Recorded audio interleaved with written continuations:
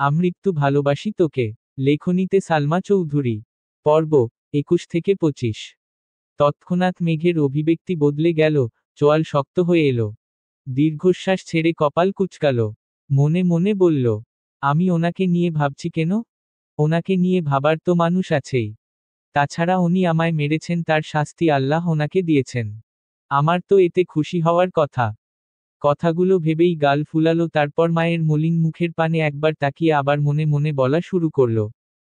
যেখানে আম্মু আব্বু আর ভাইয়া কোনোদিন আমার গায়ে হাত তুলেনি, সেখানে উনি আমার গায়ে হাত তুললেন কোন অধিকারে? তাও আবার আরেকজনের জন্য। উনি আমাকে পছন্দ করলেও মেনে নিতাম। উনি তো জান্নাত আপুকে ভালোবাসেন, তাহলে আমার উপর অধিকার দেখাতে আসেন কেন? কারো জীবনে অবাঞ্ছিতের ন্যায় পড়ে থাকার চেয়ে একাকী জীবন কাটানো অনেক ভালো। আমি আপনার জীবনে অবাঞ্ছিত হয়ে থাকতে চাই না। আজ থেকে আমার মনে হিটলারের কোনো অস্তিত্ব থাকবে না। একবার সুস্থ হয় শুধু, আমার জীবনের সকল সিদ্ধান্ত আমি নিব, আমার ব্যাপারে কাউকে নাক গলাতে দিব না। হালিমা খান মেয়ের কপালে হাত রেখে ব্যস্ত হলেন জলপট্টি দেয়ার জন্য। গতরাত থেকে নাওয়া খাওয়া এক করে মেয়ের যত্ন নিচ্ছেন। চোখ মুখে ক্লান্তির ছাপ স্পষ্ট। মেঘের মাথায় জলপট্টি দিতে দিতে মেঘের চুলে হাত দিলেন। দীর্ঘ চুলে জট লেগে অগোছালো হয়ে আছে। হালিমা খান কোমল কণ্ঠে মেয়েকে বললেন, তুই সুস্থ হলে তোকে নিয়ে পার্লারে যাব। মেঘ ছোট করে শুধালো, কেন? হালিমা খান শ্বাস ছেড়ে শীতল কণ্ঠে বললেন, তোর চুলগুলো কাটাতে হবে। মেঘ আঁতকে উঠে বলল, না, চুল ছোট করব না আমি। হালিমা খান মেয়ের মাথায় হাত বুলাতে বুলাতে ঠান্ডা স্বরে বুঝাচ্ছেন, তুই তো নিজের যত্নই নিতে পারিস না, চুলের যত্ন কিভাবে নিবি? তার থেকে ভালো এখন চুলগুলো কেটে দিলে, ভর্তি পরীক্ষা দিতে দিতে দেখবি বড় হয়ে যাচ্ছে। মেঘ চুপচাপ মায়ের কথা শুনছে, কোনো প্রতিবাদ করল না, চোখ বন্ধ করে শুয়ে আছে। এখনো জ্বর 100 ডিগ্রি ফারেনহাইটেই আছে। ঔষধ খাওয়ানো হচ্ছে, তারপরও কমছে না। প্রয়োজন ছাড়া কারো সাথে কথা বলে না, সারাক্ষণ চোখ বন্ধ করেই শুয়ে থাকে আর না হয় ঘুমায়। তানভীর বিকেলে বের হয়েই এমপির সম্মেলনে গেল। সেখানে প্রোগ্রাম শেষ করে তারা কয়েকজন মিলে এলাকায় বেরিয়েছে ভোট চাওয়ার জন্য। এক গলিতে কয়েকটা বাসায় ভোট চাওয়ার পর আচমকা তানভীরের নজর পড়ে মেইন রোডে। সাথের কয়েকজনকে দায়িত্ব দিয়ে তানভীর দৌড়ে বেরিয়ে এসেছে গলি থেকে। মেইন রোডে এসে গলা উঁচু করে ডাকল, এই মেয়ে, দাঁড়াও। বন্যা সহসা পিছনে ঘুরল, তানভীরকে দেখে বিস্মিত হয়ে বলল, ভাইয়া আপনি? তানভীর কয়েক কদম এগিয়ে বন্যার মুখোমুখি হয়ে গম্ভীর কণ্ঠে প্রশ্ন করল, আমি তোমার কোন জন্মের ভাই? তানভীরের গোমরামুখ কথায় বন্যা কিছুটা ভ্যাবাচেকা খেল, উদ্বিগ্ন কণ্ঠে বলল, না মানে, আপনি মেঘের ভাইয়া তাই। তানভীর এবার কিছুটা কড়া স্বরে বলল, আমাকে ভাইয়া ডাকার অধিকার শুধু মেঘের। তোমার ইচ্ছে হলে তানভীর ভাই বলতে পারো, কিন্তু মায়ের পেটের ভাইয়ের মতো ভাইয়া ভাইয়া বলে ডাকবা না। বন্যা আস্তে আস্তে বিড়বিড় করল, মেঘের ভাইগুলো এমন কাঠখোট্টা কেন? এতদিন শুধু মেঘের মুখেই শুনতাম, এখন দেখি সত্যি সত্যি। তানভীর টিস্যু দিয়ে নাক মুখে ছোট করে শুধালো, কোথায় যাওয়া হচ্ছিল? বন্যা তটস্থ হয়ে বলল, ফুচকা খেতে। বন্যা পুনরায় স্বাভাবিক কণ্ঠে প্রশ্ন করল, আপনি এখানে কেন ভাইয়া? প্রশ্ন শেষ করার আগেই চোখ পড়ল তানভীরের দিকে। তানভীর তীক্ষ্ণ দৃষ্টিতে চেয়ে আছে। বন্যা ঢুক গিলে ছোট করে বলল, সরি, তানভীর ভাই। তানভীর মুচকি হেসে উত্তর দিল, সামনেই নির্বাচন, তাই ভোট চাইতে এসেছিলাম। বন্যা নিরুদ্বেগ কণ্ঠে বলল, ও। তানভীর কপাল কুঁচকে বলল, এভাবে রিয়েক্ট করলা কেন? আমাদের এমপিকে কি পছন্দ না?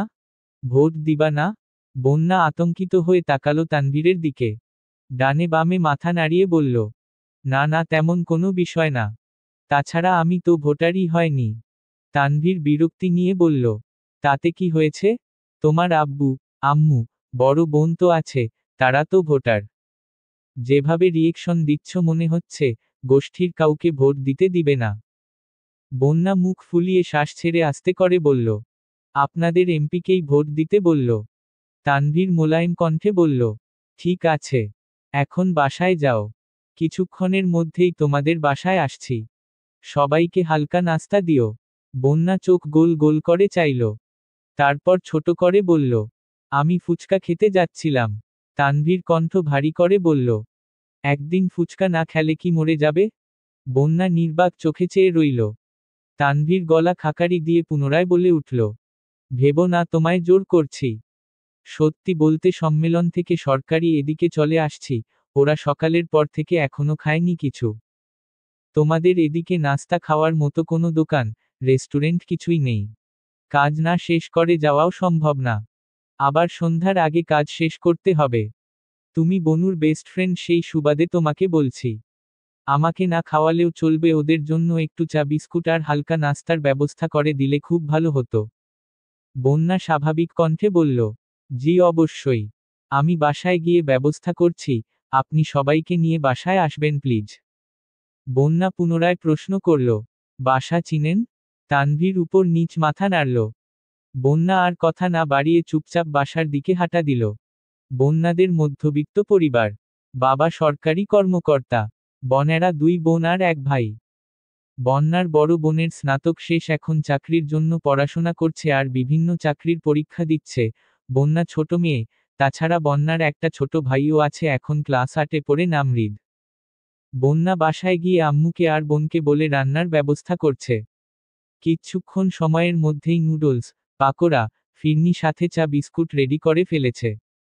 কিছুক্ষণ পর হাজির হলো সকলে। এলাকার সববাড়িতে বলে শেষের দিকেই গিয়েছে বন্যাদের বাসায়। কলিং বেল চাপতেই কিছুক্ষণের মধ্যে বন্যা এসে দরজা খুলে দিল। তানভীর 2টা শপিং ব্যাগ এগিয়ে দিল বন্যার দিকে। সবাইকে বসতে বলে বন্যা ভিতরে চলে গেছে। বন্যার আম্মু সকলকে নাস্তা দিতে ব্যস্ত, বন্যার বোন কাজ শেষ করে আগেই নিজের রুমে চলে গেছেন। একটা শপিং ব্যাগ খুলতেই চোখে পড়ল পার্সেল করা ফুচকা। বন্যা আশ্চর্য নয়নে তাকিয়ে আছে আর বিড়বিড় করে বলছে, তানভীর ভাই আমার জন্য ফুচকা এনেছেন? উনি কবে থেকে এত ভালো মানুষ হলেন? তারপর দ্বিতীয় শপিং খুলে দেখল এতে আপেল, মালটা আরও কি কি ফল। বন্যাদের বাসায় টুকটাক নাস্তা করে বেরিয়ে পড়ছে সকলে। বন্যা রান্নাঘর থেকে বেরিয়ে মায়ের সাথে মেইন গেট পর্যন্ত এসে দাঁড়িয়েছে। তানভীর হাসিমুখে বন্যার মায়ের বিদায় নিল।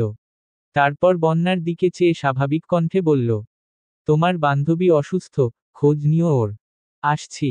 তারপর চুপচাপ বেরিয়ে চলে গেল তানভীর।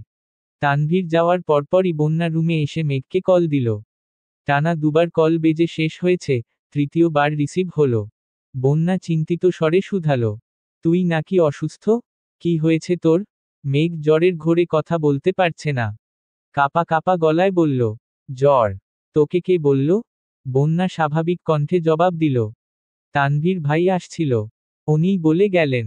মেঘ কপাল কুঁচকে গলায় একটু জোর দিয়ে বলল, ভাইয়া তোদের ওখানে গেছিল কেন? বন্যা বলল, আমাদের এলাকাতে ভোট চাইতে এসেছিলেন, আরও কয়েকজন ছিল। আমাদের বাসায় হালকা নাস্তা করে গেছেন আর তোর কথা বলে গেছেন। মেঘ ঠান্ডা কণ্ঠে বলল, ওহ আচ্ছা। বন্যা পুনরায় শুধালো, জ্বর কি বেশি? আর জ্বর কিভাবে বাঁধালি? মেঘ ভরাট শীতল কণ্ঠে উত্তর দিল, অনেক জ্বর, এমনই উঠছে। মেঘ মনে মনে ভাবছে, আবির ভাই থাপ্পড় মেরেছে, এটা কোনোভাবেই বন্যাকে বলা যাবে না। বন্যা উত্তেজিত কণ্ঠে বলল, বেবি, শুন না। মেঘ জ্বরের ঘোরেই বলছে, বল শুনছি। বন্যা দ্বিগুণ উত্তেজিত কণ্ঠে বলল, জানিস তোর ভাই তো আমার জন্য ফুচকা নিয়ে আসছে আজ। মেঘ এবার চোখ গোল গোল করে চাইল। গলা ঝেড়ে বলল, কাহিনী কি পুরোটা বল। বন্যা এবার স্বাভাবিক কণ্ঠে সম্পূর্ণ ঘটনা খুলে বলল। সবটা শোনার পর মেঘের সোজাসাপটা উত্তর, শুন, আমার ভাই যতই রাগ দেখাক না কেন, দিনশেষে আমার পছন্দের সব জিনিস ভাইয়াই এনে দেয়। আবির ভাইয়ের মতো এত নিষ্ঠুর না। তাই ভবিষ্যতে আমার ভাইয়াকে নিয়ে বাজে কথা বলবি না। বন্যা উদ্বিগ্ন কণ্ঠে বলল, আবির ভাইয়ের সাথে আবার কিছু হয়েছে নাকি? মেঘ থাপ্পড়ের কথা এড়িয়ে গিয়ে বলল, ওনার ফোনে একটা মেয়ের ছবি দেখেছি, তাছাড়া জান্নাত আপুর সাথেও গতকাল কত মধুর স্বরে কথা বলেছেন। আমার মনে হয় জান্নাত আপুকেই উনি পছন্দ করেন। বন্যা বিরক্তি নিয়ে বলা শুরু করল, ফালতু ব্যাটারে নিয়ে একদম ভাববি না তুই। তোর জন্য কিউট একটা বয়ফ্রেন্ড খুঁজে দিব। তুই কোনো চিন্তা করিস না। ওই ব্যাটার কথা তো ভুলেও ভাববি না। ওই ব্যাটা কি হারাচ্ছে সেটা একদিন ঠিক বুঝবে। মেঘের অক্ষিপট ভিজে আসছে, গলা খাকারি দিয়ে আস্তে করে বলল, সময় পেলে আমায় দেখতে আসিস, রাখছি এখন। সঙ্গে সঙ্গে কল কেটে দিল মেঘ। বন্যাও বুঝতে পারল মেঘের মন খারাপ, তাই আর বিরক্ত করেনি। মেঘ নীরবে কিছুক্ষণ চোখের জল ফেলে বিড়বিড় করে বলল, আমাকেও অনুভূতিহীন আর নিষ্ঠুর হতে হবে যাতে দুনিয়ার কোনো কষ্ট আমায় ছুতে না পারে। তারপর রুমের ছাদের দিকে চেয়ে অন্যমনস্ক কণ্ঠে গুনগুন করে গান গাইছে। আবছায়া চলে যায় হিজলের দিন, অভিমান জমে জমে আমি ব্যথাহীন। আহারে জীবন, আহা জীবন, জলে ভাসা পদ্ম যেমন। রাত 9টার দিকে আলী আহমদ খান আর মোজাম্মেল খান বাসায় ফিরেছেন। খাওয়া দাওয়া শেষ করে আবিরকে দেখতে এসেছেন। কিছুক্ষণের মধ্যে তানভীরও বাসায় ঢুকেছে। নিজের রুমে গিয়ে ফ্রেশ হয়ে মেঘের রুমে গেল। হালিমা খান মেঘের মাথায় জলপট্টি দিচ্ছেন, মেঘ চোখ বন্ধ করে শুয়ে আছে। মেঘের কাছে কিছুক্ষণ বসে আবিরের রুমে চলে গেল তানভীর। মালিহা খান ছেলের মাথার কাছে বসে বসে মাথায় হাত বুলাচ্ছেন, জ্বর কিছুটা কমেছে তবে হাতে হালকা ব্যথা সাথে ফুলাটাও আছে। আলী আহমদ খান আর মোজাম্মেল খান চেয়ারে বসে আছেন। তানভীর রুমে ঢুকে অন্য পাশে ঘুরে এসে আবিরের বিছানায় বসল। কপালে হাত দিয়ে তাপমাত্রা বুঝার চেষ্টা করল। আলী আহমদ খান গম্ভীর কণ্ঠে বললেন, আবার কোথায় মারপিট করেছিলে? আবির নিস্তব্ধ হয়ে ছাদের দিকে চেয়ে আছে। আলী আহমদ খান পুনরায় শুধালেন, কি হলো? কাকে মেরে নিজের হাতের এই অবস্থা করেছ? আবির আব্বুর দিকে চেয়ে নরম স্বরে বলল, আমি খুবই ভদ্র ছেলে, মারপিট একদমই পছন্দ করি না। আপনি শুধু শুধু টেনশন করেন আমাকে নিয়ে। আবিরের ভাবের কথা শুনে তানভীর বিস্ময় চোখে চেয়ে আছে আর মনে মনে বলছে, বাহ ভাইয়া বাহ, কি নাটকটায় না করছো? বলতেই হয়, আপনি গুরু আমি শিষ্য, বুদ্ধি আমার কম। আপনি বুঝাইয়া দিলে বুঝিতে সক্ষম। মোজাম্মেল খান কঠিন স্বরে বলে উঠলেন, মারপিট যদি নাই করবা তাহলে এই অবস্থা হলো কেন শরীরের? আবির আমতা আমতা করে বলল, রাস্তায় কিসের সাথে ধাক্কা লেগে কেটে গেছিল। তানভীর মিটিমিটি হাসছে আর মনে মনে বিড়বিড় করছে, আহারে বেচারা ভাই আমার। আলী আহমদ খান বিরক্তির স্বরে বললেন, আগেই বলেছিলাম বাইক না কিনতে। তিনটা প্রাইভেট কার থাকার পরও তোমাদের হয় না। আজকে যদি গাড়িতে চলাচল করতে তাহলে বৃষ্টিতে ভিজতেও হতো না, হাতের এ অবস্থাও হতো না, আর এখন এভাবে জ্বরে পড়ে থাকতা না। শ্বাস ছেড়ে আবার বলা শুরু করলেন, ঠিকই তো, তোমার বন্ধু সেদিন এসে তোমার কোম্পানির ওপেনিং ডে ইনভাইটেশন দিয়ে গেল, তুমি আধমরা হয়ে পড়ে থাকলে ওপেন কে করবে? আবির ছোট করে বলল, আমিই করব। কপাল কুঁচকে আলী আহমদ খান হুঙ্কার দিয়ে বললেন, এসব ভণ্ডামি বাদ দিয়ে কাজে মনোযোগ দাও। মারপিট করে জীবনে কিছুই করতে পারবা না, শুধু শত্রুর সংখ্যাই বাড়াবা। কোম্পানি শুরু করার অনুমতি চেয়েছ, অনুমতি দিয়েছি। এখন যদি কোম্পানির কাজের বাহিরে নিজের মর্জি মতো চলো তাহলে আমাকেও কঠোর হতে হবে। এই আমি বলে রাখলাম। মালিহা খান কোমল কণ্ঠে বললেন, ও তো বলল মারপিট করেনি। আলী আহমদ খান গম্ভীর কণ্ঠে বলে উঠলেন, তোমার ছেলের বয়সটা আমিও পার করে এসেছি, কোন কারণে কি হতে পারে সে সম্পর্কে আমার সম্পূর্ণ ধারণা আছে। একটা সময় রাজনীতি আমিও করেছি, রাজনীতির জন্য কত কত জায়গায় আমিও মারপিট করেছি। কি লাভ হয়েছে তাতে? দিন শেষে সব ছেড়ে ব্যবসা শুরু করতে হয়েছে। তোমার ছেলেকে সময় থাকতে বুঝাও এসব ঝামেলাতে না জড়িয়ে কাজে মন দিতে। আলী আহমদ খানের কথা শুনে আবির, তানভীর আর মালিহা খান তিনজনই বিস্ময়কর দৃষ্টিতে তাকিয়ে রইল। কিছুক্ষণ পর মালিহা খান নরম স্বরে বলে উঠলেন, আপনার রক্তই তো পেয়েছে। বড় আম্মুর কথা শুনে তানভীর ফিক করে হেসে উঠল। আলী আহমদ খান বিরক্ত হয়ে বললেন, তোমরা ছেলেকে লাই দিয়ে দিয়ে মাথায় তুলছ। তুলো, তুলো, আমার সমস্যা নেই। একদিন শুধু আমার কানে ওর মারপিটের খবর আসুক। কথা না শেষ করেই রাগে ফুঁসতে ফুঁসতে চলে গেলেন আলী আহমদ খান। তানভীর নিঃশব্দে হেসেই চলেছে।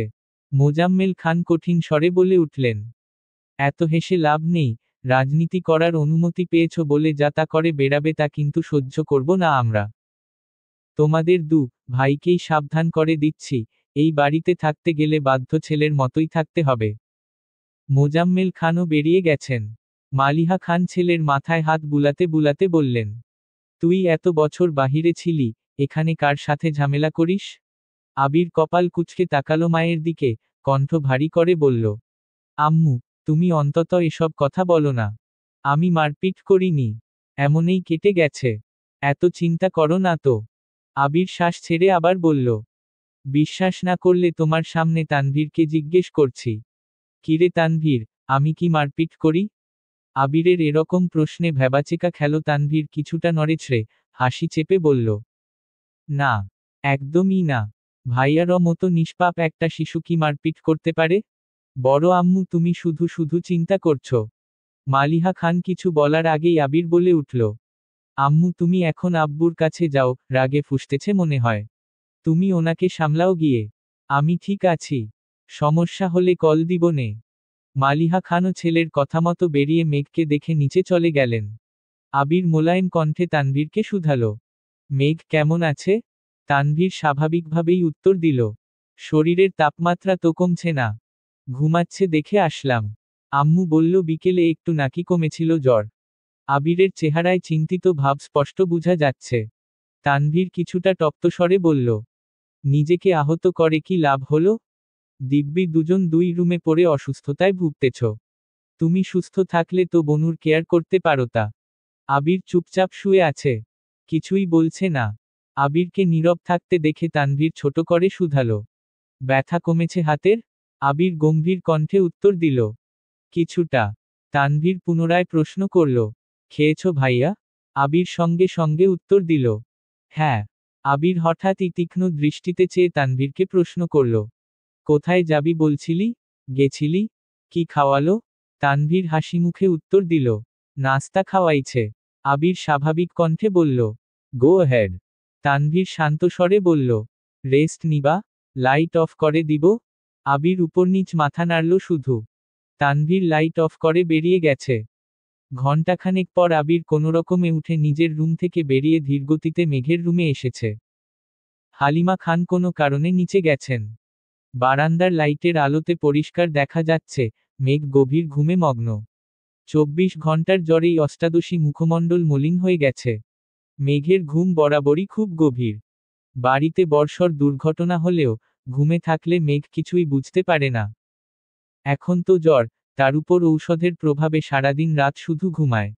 আবির বিছানার পাশে মেঘের কাছাকাছি এসে বসেছে। বাম হাত এগিয়ে দিল অষ্টাদশীর কপাল বরাবর।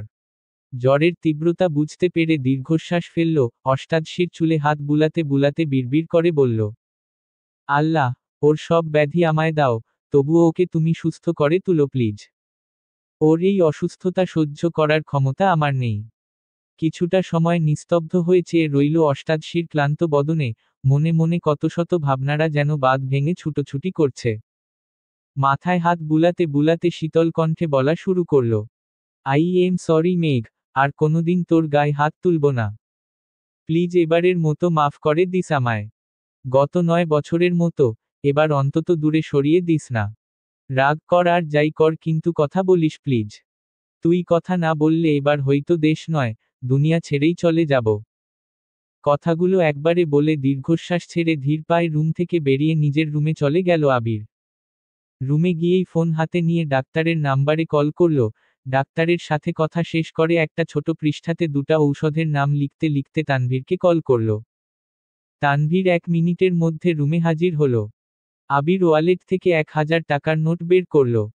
ঔষধের নাম লেখা পৃষ্ঠা আর টাকাটা তানভীরের দিকে এগিয়ে দিয়ে বলল, কষ্ট করে এই দুটা ঔষধ নিয়ে আসবি প্লিজ, আর বাকি টাকা দিয়ে ওর জন্য খাবার নিয়ে আসিস। তানভীর পৃষ্ঠা হাতে নিয়ে ঠান্ডা স্বরে বলল, টাকা লাগবে না, আমার কাছে আছে। আবির শক্ত কণ্ঠে বলল, নিতে বললাম নে। আর ঔষধ এনে একটা ওরে এখনই খাওয়াইয়া দিস। তানভীর, ঠিক আছে, বলে টাকা নিয়ে বেরিয়ে পড়েছে। আবির বিছানার সাথে হেলান দিয়ে বসে ফোনের ওয়ালপেপারে দেয়া মেঘের ছবিটা মনোযোগ দিয়ে দেখছে। আবির দেশে ফেরার পর শুক্রবারে যখন সব আত্মীয়রা আবিরকে দেখতে আসছিল সেই সময়ে, সোফায় আবির আর মেঘ মুখোমুখি বসেছিল তখনই আবির মেঘের ছবি তুলেছি। সেই ছবিটা এডিট করে ওয়ালপেপার দিয়ে রেখেছে। ছবিটা দেখতে দেখতে হঠাৎই ঠোঁটের কোণে এক চিলতে হাসি ফুটে উঠল আবিরের, তারপর গুনগুন করে গান গাইতে শুরু করল। তুই তো আমার সব রে পাগল। তুই তো আমার সব। তুই তো আমার বেঁচে থাকার বড় অনুভব। কেটে গেল দুদিন, আবির কিছুটা সুস্থ হয়েছে, হাতের ব্যথা একেবারে সারেনি, ঔষধ চলছে। এর মধ্যে রাকিব, রাসেল সহ বাকি বন্ধুরাও দেখতে এসেছিল আবিরকে। এই দুদিনে মেঘের জ্বর কমেছে ঠিকই, তবে শরীর অতিরিক্ত ফুরবল। হালিমা খান ঘন্টায় ঘন্টায় মেয়ের জন্য এটা সেটা রান্না করে নিয়ে আসে আর মেয়েকে জোর করে খাওয়ান। আবির রাতে দিনে বেশ কয়েকবার করে মেঘকে এসে দেখে যায়। মেঘ সজাগ থাকলেও আবিরকে দেখলেই চোখ বন্ধ করে শুয়ে থাকে। আবির দু একটা কথা বললেও মেঘ যেন নিস্তব্ধ হয়ে থাকে, সর্বোচ্চ মাথা নাড়ে শুধু। রবিবার রাতে আবির বিছানায় বসে বাম হাতে ল্যাপটপে কাজ করছিল। আগামীকাল 1 তারিখ। আবিরের অফিসের ওপেনিং ডে। ইকবাল খান দরজায় এসে হালকা কাশি দিয়ে বললেন, ভিতরে আসবো? আবির ল্যাপটপ থেকে চোখ সরিয়ে কাকামনির দিকে চেয়ে বলল, কাকামনি, ভেতরে আসো। ইকবাল খান চেয়ারে বসতে বসতে শুধালেন, শরীরের কি অবস্থা এখন? কাল কি অফিস করতে পারবি? আবির ঠান্ডা কণ্ঠে জবাব দিল, পারবো। তাছাড়া রাকিব, রাসেল তো আছেই, সমস্যা হবে না আশা করি। ইকবাল খান একটু শক্ত কণ্ঠে বললেন, কালকে কিন্তু বাইক নিয়ে বের হবি না। আমি তোকে নিয়ে যাব। আবির মাথা নিচু করে বলল, আমি যেতে পারবো বাইকে। ইকবাল খান এবার কিছুটা রেগেই বললেন, তোকে তো তোর বাবা চাচার সাথে যেতে বলছি না। তুই আমার সাথে যাবি। আমি তো নিজের টাকা দিয়ে গাড়ি কিনেছি। এখানে ওনাদের অধিকার নেই। আবির গম্ভীর কণ্ঠে বলল, তারপরও? ইকবাল খান রাগান্বিত কণ্ঠে বলে উঠলেন, তারপরও বলতে কিছু নেই। তুই আমার সাথে যাবি, এটাই শেষ কথা। আর তুই যদি এই অবস্থায় বাইক নিয়ে বের হতে যাস তখন তো ভাইজান ডাইরেক্ট নিষেধ করবেন। তখন তো বাবার আদেশ মানতে ঠিকই বাধ্য হবি। এত ঝামেলার দরকার নেই, তুই কাল আমার সাথে যাচ্ছিস, এটাই শেষ কথা। আবির দীর্ঘশ্বাস ছেড়ে বলল, ঠিক আছে। সোমবার সকাল সকাল আবির একেবারে পরিপাটি হয়ে রুম থেকে বের হয়ে মেঘের রুমে ঢুকল। ফিটফাট, সুদর্শন আবির ভাইকে দেখে মেঘের বুকের ভেতর ধুকপুক শুরু হয়ে যাচ্ছে। মেঘ বিপুল চোখে তাকিয়ে নিজেকে নিজে প্রশ্ন করছে, ওনাকে এত ভাল্লাগে কেন? দেখলেই যেন মনটা শান্তিতে ভরে যায়। আবির মেঘের কাছাকাছি এসে মোলায়েম কণ্ঠে শুধালো, বসতে পারি? মেঘ নির্বাক তাকিয়ে রইল, কয়েক মুহূর্ত পর মাথা হেলিয়ে বুঝালো, বসার জন্য। আবির মেঘের কাছাকাছি বসে, ঠান্ডা হাতে মেঘের কপালে আলতো করে ছুতেই মেঘ কিছুটা কেঁপে উঠল।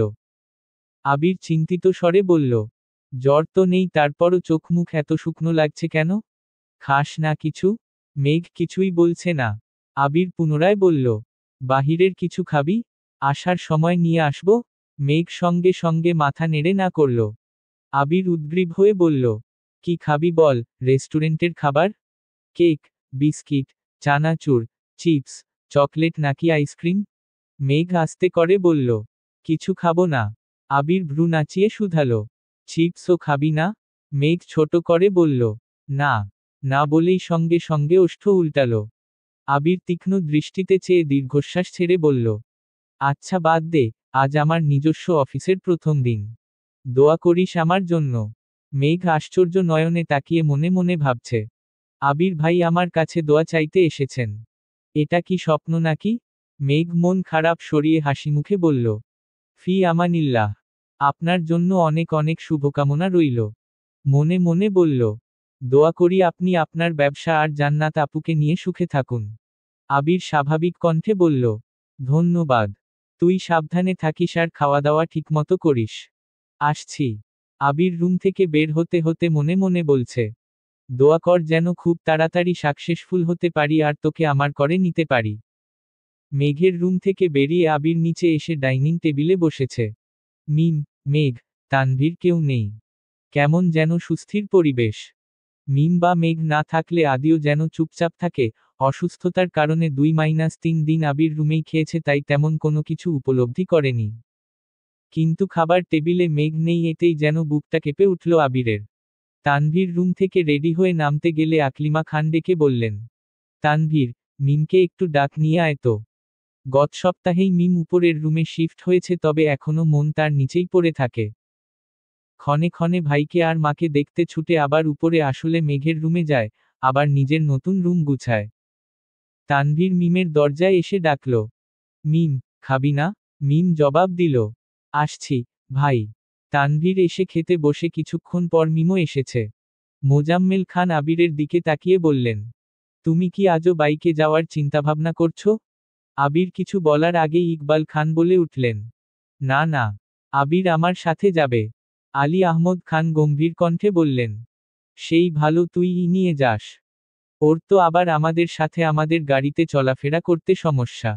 আবির চটজলদি খাওয়া শেষ করল। যাওয়ার আগে স্বাভাবিক কণ্ঠে বলল, আপনারা টাইম মতো চলে আসবেন প্লিজ। তানভীরের দিকে চেয়ে বলল, তুই কি এখন যেতে পারবি? তানভীর জবাব দিল, একটু পরে যায়। আবির শান্ত স্বরে বলল, ঠিক আছে, তাড়াতাড়ি চলে আসিস। আর বাইকের চাবি রুমে আছে, নিয়ে আসিস। তানভীর হাসিমুখে মাথা নাড়ল। আলী আহমদ খান, মোজাম্মেল খান, ইকবাল খান থেকে শুরু করে রাকিব, রাসেলেরও আব্বু, চাচ্চু যারা ছিলেন তারা সকলেই এসেছেন। অফিসের কলিগদের সহ সকলকে দুপুরে খাওয়ানো হয়েছে। আবিরের একজন পরিচিত ছোট ভাই, নাম মিরাজ, তাকে আবিরের পিএস হিসেবে নিযুক্ত করা হয়েছে। সারাদিনের ব্যস্ততা শেষে যখন ঢাকার বুকে সন্ধ্যা তখন তানভীরের সঙ্গে বাড়ি ফিরেছে আবির, সাথে কয়েক প্যাকেট বিরিয়ানি। বাসায় ঢুকে তানভীর বিরিয়ানিগুলো সবাইকে দিতে ব্যস্ত হলো। আবির একটা প্যাকেট নিয়ে সিঁড়ি দিয়ে উঠে মেঘের রুমে চলে গেল। মেঘ পাশ ফিরে ফেসবুকে ভিডিও দেখছিল। আবির গলা খাকারি দেয়াতে পিছনে ঘুরেছে।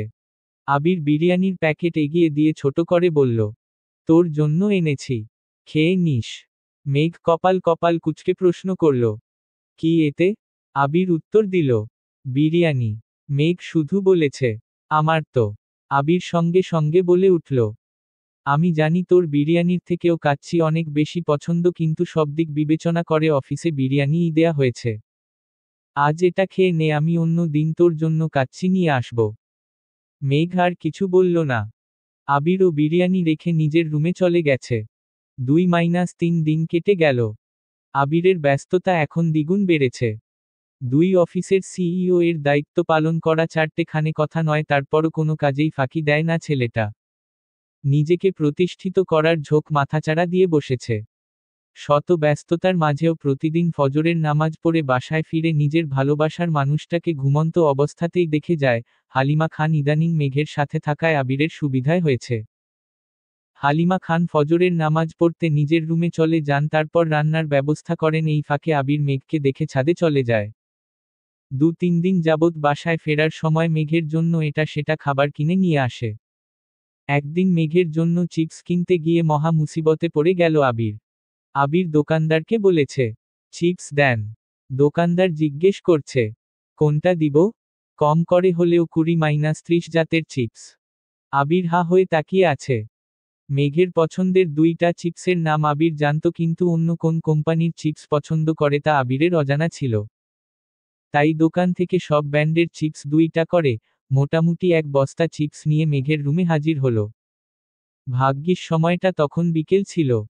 ড্রয়িং রুমে কেউ ছিল না। এত চিপস দেখে মেঘ অগার মতো চেয়ে থেকে শুধালো, আপনি কি চিপসের ব্যবসা শুরু করেছেন?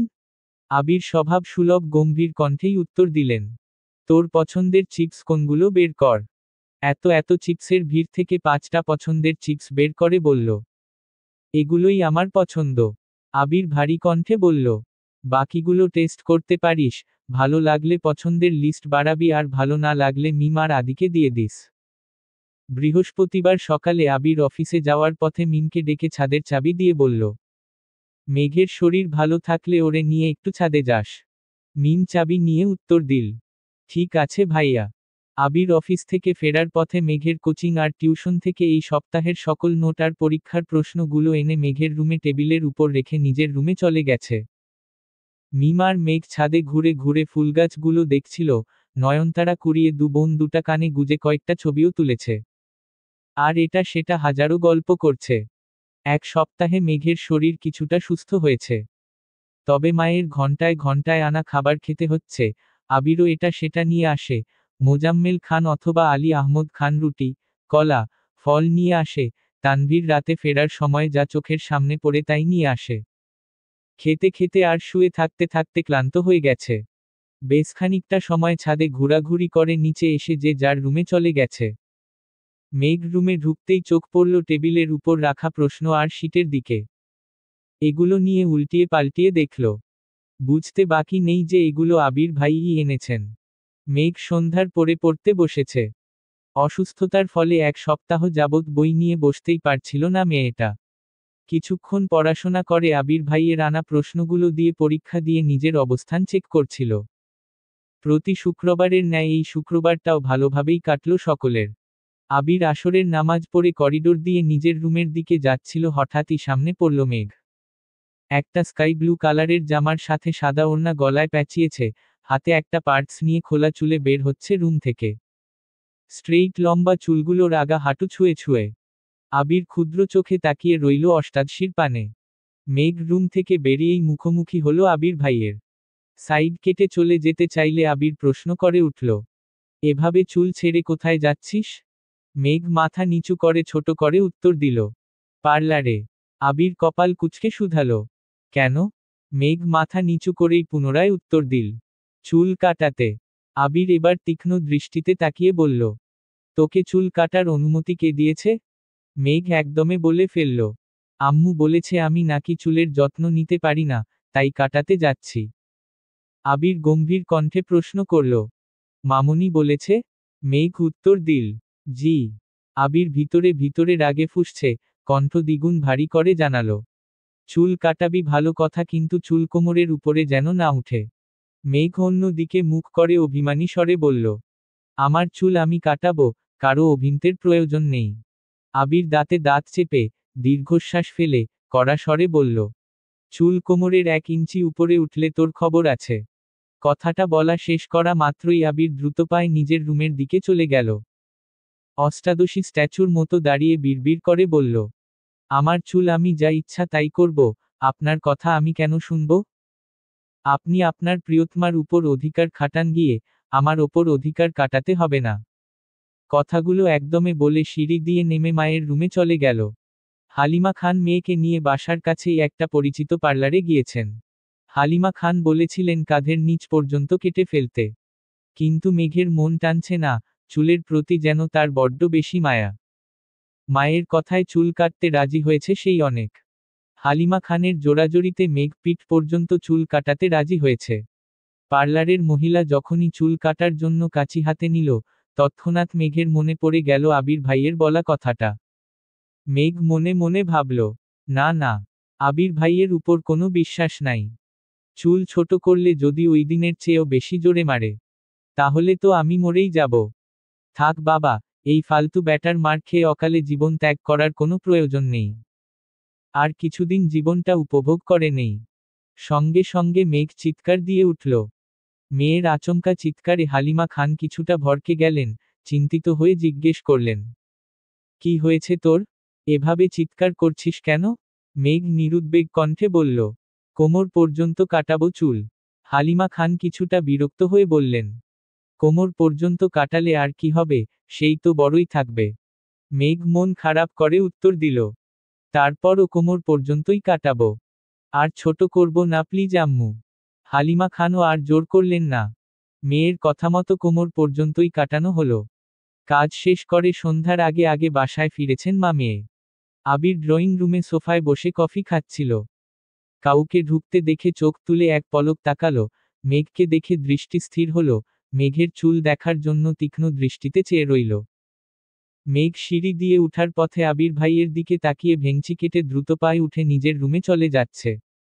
মেঘের কোমর পর্যন্ত চুল দেখে আবির মাথা নিচু করে মুচকি হাসল।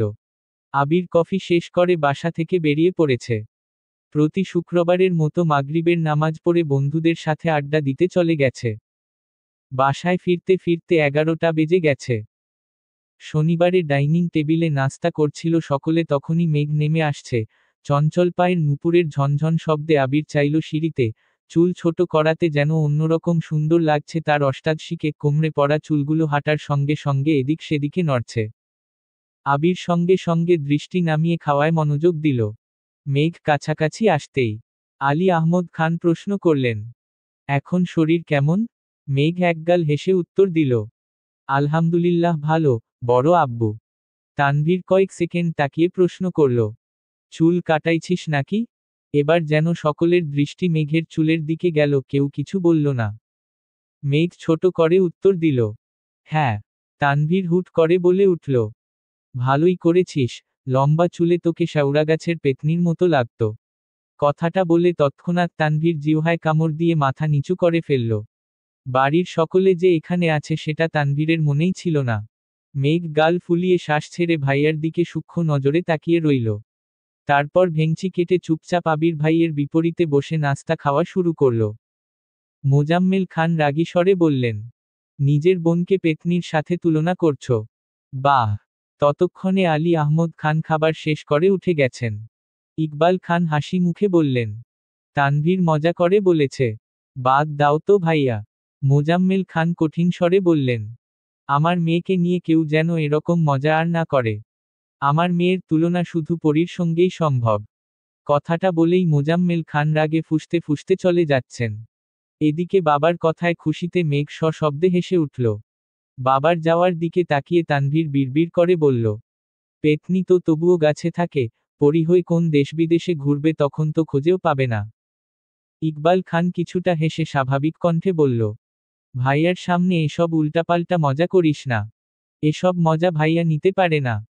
তানভীরও আর কথা বাড়ালো না। ইকবাল খান খাবার খেয়ে উঠে পড়েছেন। আবির যেন নীরব দর্শক, এক হাতে ফোনে কি চেক করছেন, অন্য হাতে খাবার খাচ্ছেন। মেঘ মনোযোগ দিয়ে খাবার খেতে ব্যস্ত।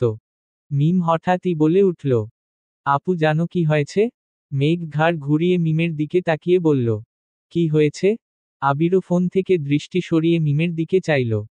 মিম আবিরকে দেখেই ঢুক গিলে ছোট করে বলল, পরে বলবো নে। মেঘ বলে উঠল, কি হয়েছে বল। আবির মেঘের দিকে তাকিয়ে থমথমে কণ্ঠে বলল, চুপচাপ খেতে পারিস না? খেতে বসে এত কথা কিসের? মেঘ আর মিম দুজনই মাথা নিচু করে চুপচাপ খাচ্ছে। আবিরও খাবার শেষ করে বেসিনে চলে গেছে। ততক্ষণে মালিহা খান ডাইনিং টেবিলের কাছে এসে শুধালেন, তোদের কি আর কিছু লাগবে? মেঘ উদ্গ্রীব হয়ে প্রশ্ন করল, আচ্ছা বড় আম্মু, তোমার ছেলের জন্মের পর কি মুখে মধু দাওনি? মালিহা খান হেসে উঠলেন। আবির বেরিয়ে যেতে যেতে রাশভারী কণ্ঠে বলল, মধুতে ভেজাল ছিল, তাই খাইনি। মেঘ আশ্চর্য নয়নে সহসা ঘাড় ঘুরালো, কিন্তু ততক্ষণে আবির মেইনগেইট পেরিয়ে বেরিয়ে গেছে। মেঘ পুনরায় মালিহা খানের দিকে চাইল। মালিহা খান হাসি থামিয়ে বললেন, আবিরকে সত্যি মধু দেয়া হয়নি। আবিরের জন্মের সময় আমার অবস্থা অনেক খারাপ ছিল, তখন বাড়িতে দুজন ডাক্তার ছিল, কখন কি সমস্যা হয় সেজন্য। আর ডাক্তাররা কি মধু খেতে দিবে নাকি? বারবার নিষেধ করা হয়েছে, কোনো প্রকার মধু, পানি খাওয়ানো যাবে না। আর তোর বড় আব্বুকে এখন কি দেখছিস? আবিরের জন্মের সময় ছেলেকে রেখে এক চুলও কোথাও নড়েনি। ডাক্তার যা যা বলেছে, যেভাবে বলেছে সেভাবেই সব করেছে। মেঘ মালিহা খানের দিকে তাকিয়ে নিরেট কণ্ঠে বলে, এজন্যই তোমার ছেলে এমন কাঠখোট্টা। মালিহা খান স্বাভাবিক কণ্ঠে বললেন, আবির ছোটবেলা এরকম ছিল না, বিদেশে যাওয়ার আগে থেকেই কেমন জানি হয়ে গেছে। দেশে ফিরে তো আরো গম্ভীর হয়ে গেছে। সেসব কথা বাদ দে, তোরা তাড়াতাড়ি খাওয়া শেষ করে পড়তে বসো গিয়ে। সারাদিন শেষে রাতের বেলা মেঘ পড়ছিল। পড়তে পড়তে হঠাৎই জান্নাত আপুর কথা মনে পড়েছে। রবিবারে তো জান্নাত আপু আসার কথা। কিন্তু মেঘের তো জান্নাত আপুকে দেখার বা ওনার কাছে পড়ার বিন্দুমাত্র ইচ্ছে নেই। মেঘ পড়ছে আর অপেক্ষা করছে কখন তানভীর বাসায় ফিরবে আর তানভীরকে বলবে, জান্নাত আপুর কাছে পড়বে না। রাত 11টার পর তানভীর ফিরেছে। মেঘ পড়া শেষ করে ভাইয়ার রুমের সামনে গিয়ে ডাকল, ভাইয়া। তানভীর ভেতর থেকে বলল, হ্যাঁ, ভেতরে আয়। মেঘ রুমে ঢুকে বিছানার পাশে দাঁড়িয়ে আছে। তানভীর বোনের দিকে চেয়ে প্রশ্ন করল, কিছু বলবি? মেঘ কোমল কণ্ঠে বলল, একটা কথা বলতাম। তানভীর স্বাভাবিকভাবে বলল, হ্যাঁ বল। মেঘ নির্দ্বিধায় বলে ফেলল, জান্নাত আপুর কাছে আমি আর পড়ব না। তুমি ওনাকে না করে দিও। তানভীর চিন্তিত কণ্ঠে শুধালো, কেন? কোনো সমস্যা? মেঘ মাথা নিচু করে বলল, সমস্যা না, এমনি, পড়ব না। তানভীর গলা খাকারি দিয়ে বলল, বনু, এটার সমাধান আমি দিতে পারবো না। তুই ভাইয়ার সাথে কথা বলিস। মেঘ বিরস কণ্ঠে বলল, তুমিই তো জান্নাত আপুকে এনেছিলে, তাহলে তুমিই নিষেধ করে দিও। আমি ওনার সাথে কথা বলতে পারবো না। তানভীর এবার ঠান্ডা কণ্ঠে বলে উঠল, আমার কাছে জান্নাত আপুর নাম্বার নেই। ভাইয়ার কাছে আছে। তাছাড়া ভাইয়ার কথায় জান্নাত আপু তোকে পড়াতে আসছেন। তুই না পড়তে চাইলে ভাইয়াকে বলিস, ভাইয়া যা সিদ্ধান্ত নিবে তাই হবে। এই বিষয়ে কথা বলার অধিকার আমার নেই, তোর অন্য কথা থাকলে বল। মেঘের মনের ভেতরের সুপ্ত ক্রোধ যেন মাথায় উঠে গেছে, চোখ মুখ লাল হয়ে যাচ্ছে। আর কোনো কথা না বলে রাগে ফুঁসতে ফুঁসতে নিজের রুমে চলে গেল। এত বছর তো তানভীরই মেঘের সকল সিদ্ধান্ত নিয়েছে, তবে আজ কেন আবির ভাইকে সিদ্ধান্ত নিতে হবে? এটা মেঘ কোনোভাবেই মানতে পারছে না।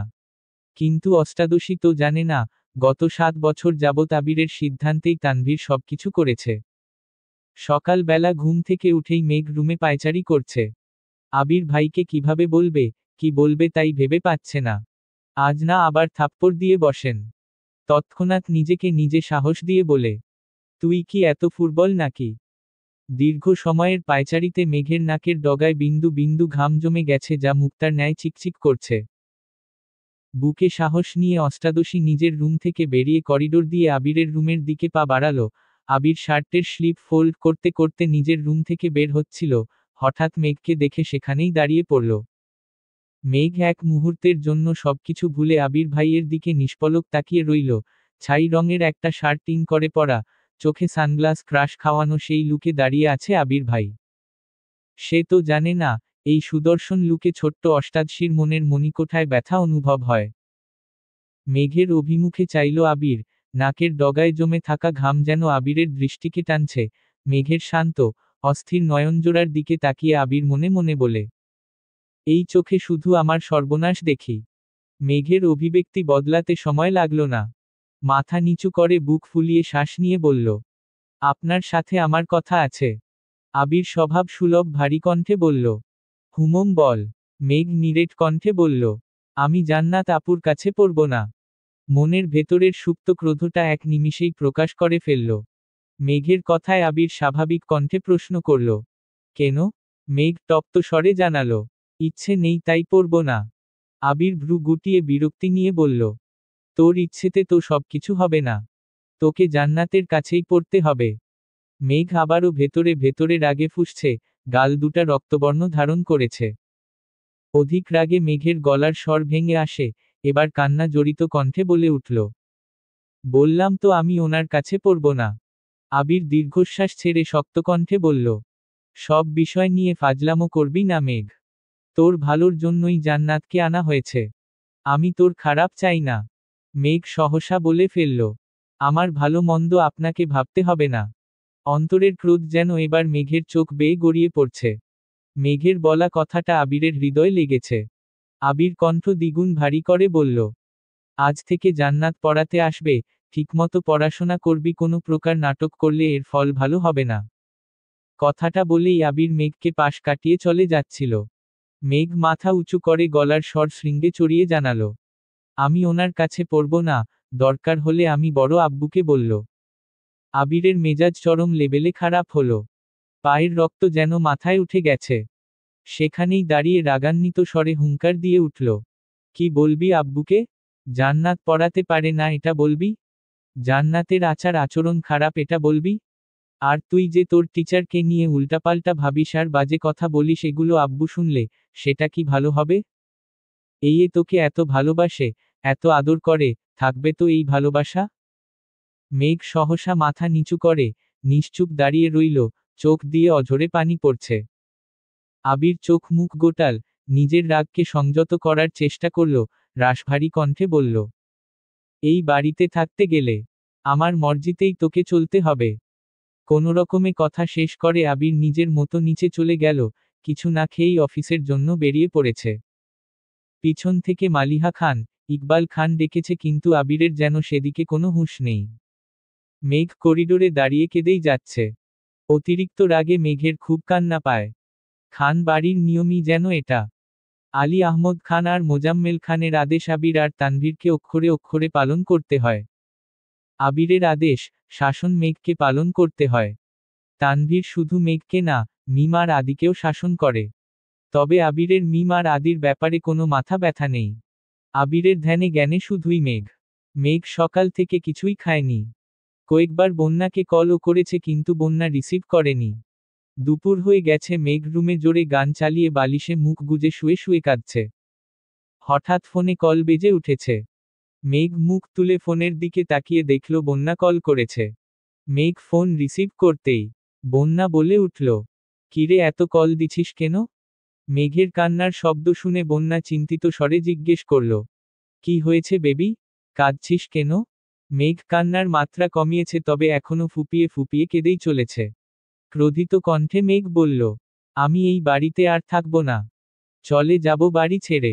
বন্যা কোমল কণ্ঠে শুধালো, কেন? কে কি বলছে তোকে? মেঘ কণ্ঠ দ্বিগুণ ভারী করে বলল, কেউ কিছু বলেনি। রেজাল্ট দিলে যদি পাশ করতে পারি তাহলে তুই যেই যেই ভার্সিটিতে আবেদন করবি সবগুলো ভার্সিটিতে আমার আবেদনটাও করবি। টাকা আমি দিব, তুই শুধু আবেদন করে দিবি। তারপর পরীক্ষার সময় একসাথে গিয়ে দুজনে পরীক্ষা দিব। বাংলাদেশের যে জায়গাতেই চান্স পাবো সেখানেই ভর্তি হব, তারপরও এই বাড়িতে আমি থাকব না। বন্যা, সেসব পরে দেখা যাবে, আগে তুই বল হয়েছে কি? মেঘ রাগান্বিত কণ্ঠে বলা শুরু করল, কি হয়েছে জানি না, আমি এই বাড়িতে থাকব না, এটাই মূল কথা। একবার শুধু কোথাও চান্স পায়, দরকার হলে টিউশন পড়িয়ে আমি পড়াশোনা করব, তারপর চাকরি করে আম্মু আব্বুকে আমার কাছে নিয়ে যাব। আব্বু না গেলে শুধু আম্মুকেই নিয়ে যাব। তবুও আমি এই বাড়িতে থাকব না, যে যার মতো শুধু নিজেদের মর্জি আমার উপর চাপিয়ে দেয়। এত বছর সহ্য করেছি, এখন জীবনে আরেক হিটলারের আবির্ভাব হয়েছে।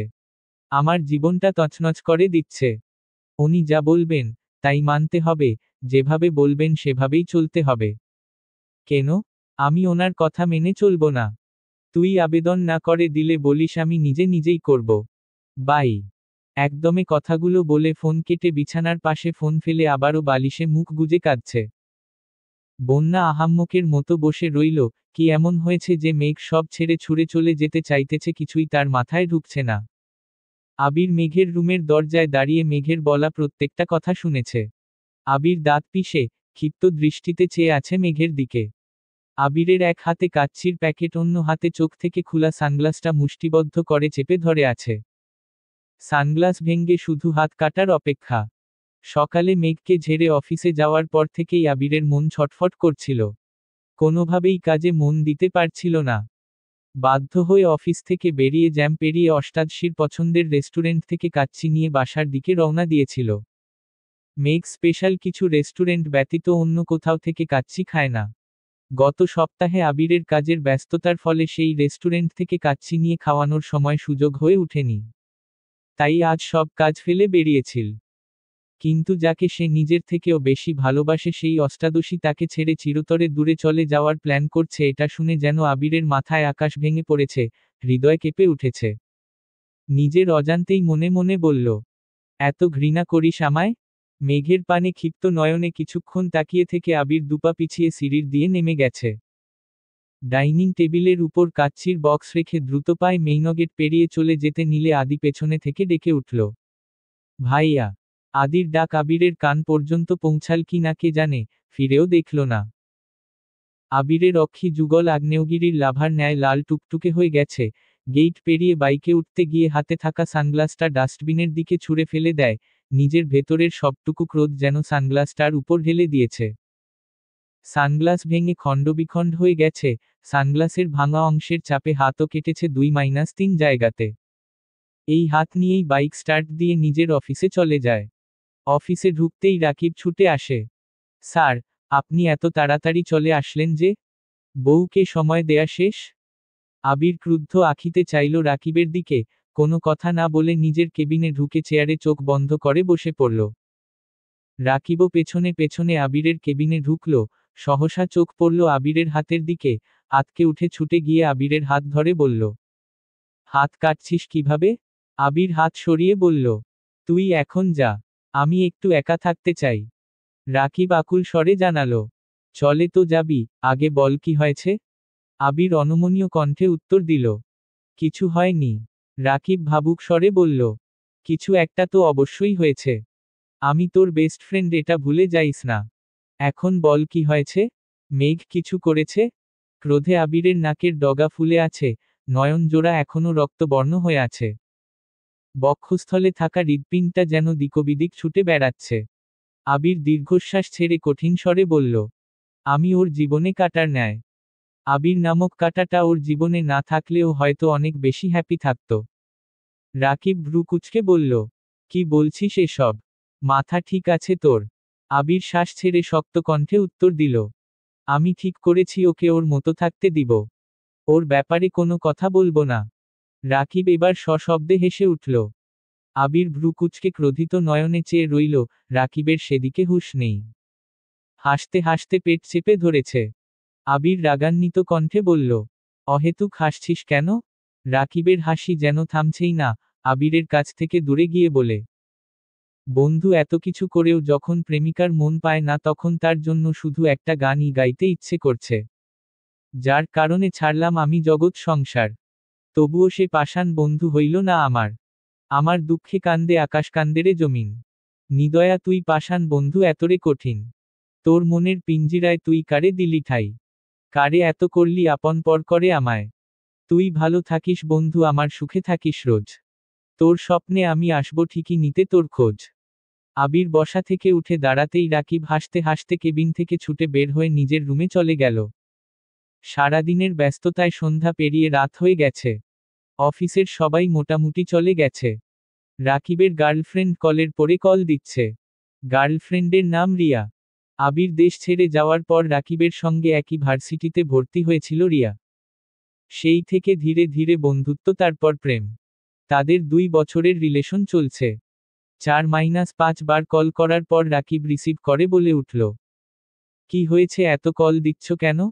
জানো না এই সময় অফিসে থাকি। রিয়ার গলা দিয়ে কথা বের হচ্ছে না। কোনো রকমে বলল, আমাকে একটা ইনহেলার আর কিছু ঔষধ কিনে দিয়ে যেতে পারবা? রাকিব এবার চিন্তিত স্বরে বলল, কি হয়েছে তোমার? আজকে দুপুর পর্যন্ত বাসায় টুকিটাকি কাজ করছিলাম, বিকেল থেকেই শ্বাসকষ্ট হচ্ছে। আস্তে আস্তে বাড়তেছে মনে হচ্ছে। রাকিব কণ্ঠ ভারী করে বলল, তুমি জানো তোমার ডাস্ট অ্যালার্জি তারপরও কেন যাও কাজ করতে? আমি এসে কল দিচ্ছি। সাবধানে থাকো, বাই। রাকিব আবিরের কেবিনের সামনে দাঁড়িয়ে বলল, তুই বাসায় কখন যাবি?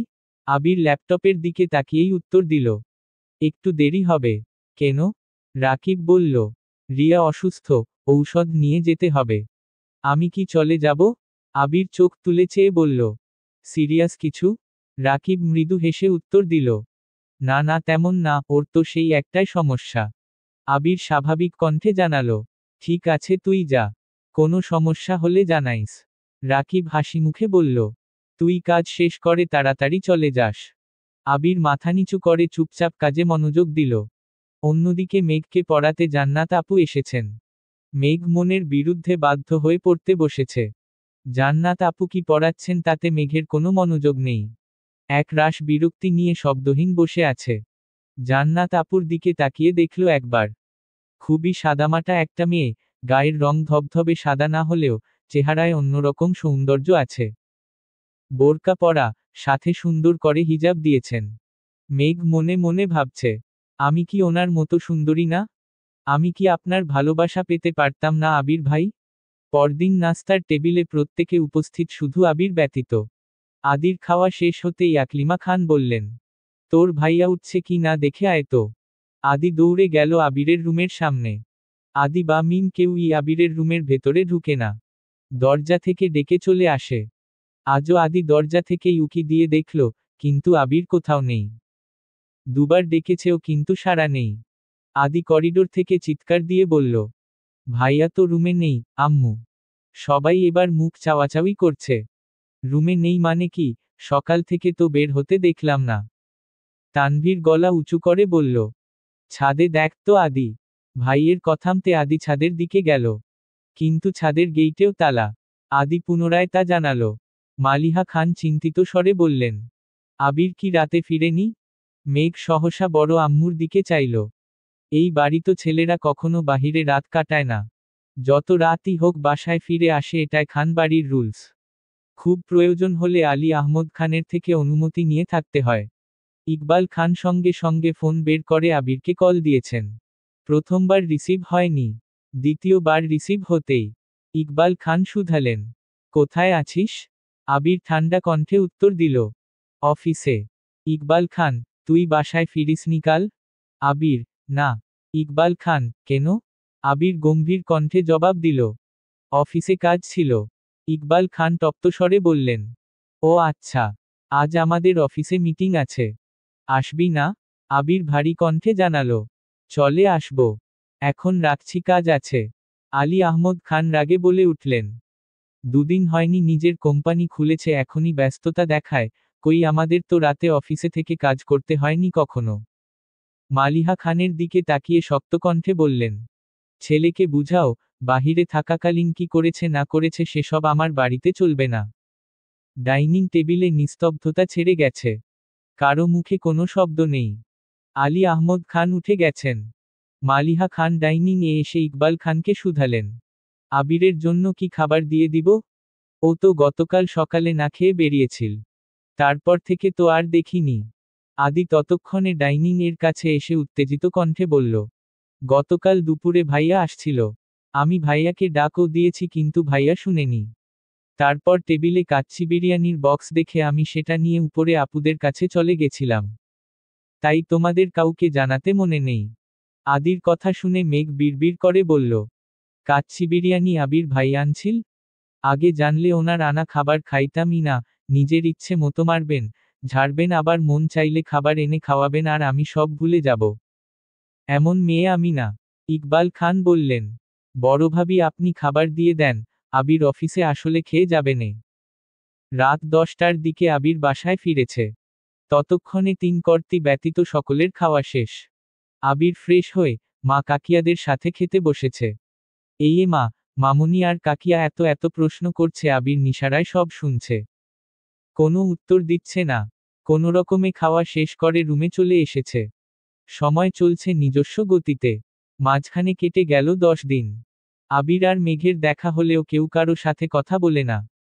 আবির খাবার টেবিলে একসাথে বসলেও মেঘের দিকে একবারের জন্যও তাকায় না। মেঘ ঠিকই দু একবার তাকিয়ে দেখে, কিন্তু আবির যেন নিজকে শক্ত আবরণে আবৃত করে রেখেছে। বুকের উপর পাথর চাপা দিয়ে দিন কাটাচ্ছে। আবির যতক্ষণ বাসায় থাকে ততক্ষণ নিজের রুমের দরজা বন্ধ করে রাখে। মেঘও নিজের মতো খাইতেছে, মিম আর আদির সাথে আড্ডা দিচ্ছে। জান্নাত আপু পড়িয়ে যাচ্ছে। কোচিং থাকলে কোচিং এ যাচ্ছে। বাসায় এসে পড়াশোনা করছে, সবই নিজের মতো করছে। শুধু মাঝে মাঝে ভাবে, আবির ভাইয়ের কি কিছু হয়েছে? আজ মেঘের এইচএসসি রেজাল্ট পাবলিশ হবে। সকাল থেকে না খেয়ে বসে আছে মেয়েটা। আলী আহমদ খান আর মোজাম্মেল খান অফিসে চলে গেছেন, ইকবাল খান কোনো এক দরকারে আদির স্কুলে গিয়েছেন। আবিরও সকাল সকাল অফিসের জন্য বেরিয়ে গেছে। আবিরের কিছুক্ষণ পর তানভীরও বেরিয়েছে। ঘণ্টাখানেক পর রেজাল্ট পাবলিশ হয়েছে। মাহদিবা খান মেঘ গোল্ডেন জিপিএ 5 পেয়েছে। খান বাড়িতে খুশির আমেজে ভরে উঠেছে। কিছুক্ষণের মধ্যে মোজাম্মেল খান আর আলী আহমদ খান মিষ্টি নিয়ে বাসায় হাজির হয়েছেন। ইকবাল খানও আদিকে নিয়ে ফেরার পথে কয়েক কেজি মিষ্টি নিয়ে এসেছেন। আবিরের পর মেঘই পড়াশোনায় খান বাড়ির মুখ উজ্জ্বল করেছে। মাঝখানে তানভীর 4.00+ রেজাল্ট নিয়ে এসএসসি, এইচএসসি পাশ করেছে। মালিহা খান ছেলেকে কল দিচ্ছেন, কিন্তু আবির কল ধরছে না। তানভীরকেও কল দিয়েছেন, কিন্তু ব্যস্ত বলছে। বাড়িতে এত আনন্দ, কিন্তু দু ভাই যেন নিরুদ্দেশ। বেশ কিছুক্ষণ পর আবির আর তানভীর বাসায় ফিরেছে। তানভীর একটা রেপিং করা বক্স মেঘের হাতে দিয়ে হাসি মুখে বলল, কংগ্রাচুলেশন মাই ডিয়ার বনু। মেঘ একগাল হেসে জানালো, থ্যাংক ইউ ভাইয়া। আবির কোনোদিকে না তাকিয়ে নিঃশব্দে দীর্ঘ পা ফেলে নিজের রুমে চলে গেছে। মেঘ আবিরের দিকে চেয়ে মনে মনে বলল, একটা মানুষ এতটা হৃদয়হীন হয়ে থাকে কি করে, সামান্য একটা কংগ্রেস শব্দও কি বলা যেত না। তানভীর মেঘের জন্য স্পেশালি রসমালাই নিয়ে আসছে। মেঘ তানভীরকে কয়েক পিস খাইয়ে বক্স নিয়ে দৌড়ে গিয়ে ডাইনিং এ বসে খাচ্ছে যেন অন্য কেউ ভাগ না বসায়। তানভীর নিজের রুমে ফ্রেশ হতে চলে গেছে। 20 মিনিটের মধ্যে আবির অফিসের জন্য রেডি হয়ে বের হচ্ছে। আবিরের পিছন পিছন তানভীরও নামছে। মালিহা খান আবিরকে ডেকে বললেন, এই সময় আবার কোথায় যাচ্ছিস? আবির ভারী কণ্ঠে বলল, অফিসে কাজ আছে। মালিহা খান আবারও বললেন, মিষ্টি খেয়ে যা। আবির কণ্ঠ দ্বিগুণ ভারী করে বলল, সময় নেই। মেঘ তখনও ডাইনিং এর চেয়ারে বসে আছে। আবির ভাইয়ের কাঠখোট্টা জবাবে অষ্টাদশীর মন খারাপ হলো। মনে মনে ভাবল, সত্যিই কি আপনার সময় নেই? নাকি আমার রেজাল্টের মিষ্টি আপনি খেতে চান না? আবির চলে যাচ্ছে। হালিমা খান আবিরের যাওয়ার দিকে চেয়ে পুনরায় সিঁড়িতে থাকা তানভীরের পানে তাকিয়ে চিন্তিত স্বরে বললেন, আমি আরও ভাবলাম বোনের রেজাল্টের খুশিতে তোরা দু ভাই মিলে এলাকায় মিষ্টি দিয়ে আসবি। তানভীর মৃদু হেসে প্রশ্ন করল, এক বাড়িতে কতবার মিষ্টি দিতে হবে? হালিমা খান ছেলের কথার মানে বুঝল না। কপাল কুঁচকে বললেন, মিষ্টি তো দেয়া হয়নি এখনো। তানভীর হাসি মুখে জানালো, ভাইয়া আর আমি এলাকার সব বাড়িতে মিষ্টি দিয়েই বাসায় এসেছি। মেঘ বিস্ময়কর দৃষ্টিতে ভাইয়ার অভিমুখে তাকিয়েছে, অষ্টাদশীর চোখে মুখে উজ্জ্বলতা ফুটে উঠছে, 10 দিনের রাগ যেন 10 সেকেন্ডেই হাওয়া হয়ে গেছে। প্রিয় মানুষ বরাবরই প্রিয় থাকে, মাঝে মাঝে শুধু অভিমানের চাদরে ঢেকে যায়।